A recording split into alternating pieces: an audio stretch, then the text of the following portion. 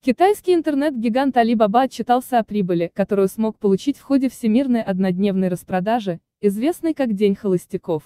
По словам представителей компании, ей не только удалось на 27% превзойти прошлогодний рекорд, но и добиться впечатляющих продаж уже в первые секунды начала мероприятия. Всего за 85 секунд с момента старта акции интернет-площадка смогла продать товаров на $1 миллиард.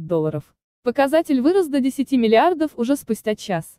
Суммарная выручка по итогам продаж составила $31 миллиарда.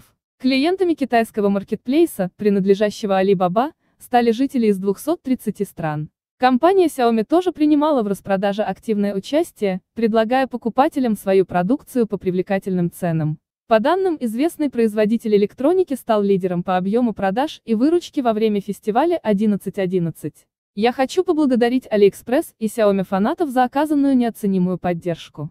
Базовые ценности Xiaomi состоят в том, чтобы предлагать отличные продукты по честным и доступным ценам, и мы останемся верны им в будущем, заявил Томми Лю, глава подразделения Xiaomi Global в России и СНГ. Одним из самых популярных устройств бренда стал Redmi 6, занявший первое место по количеству продаж в категории смартфонов.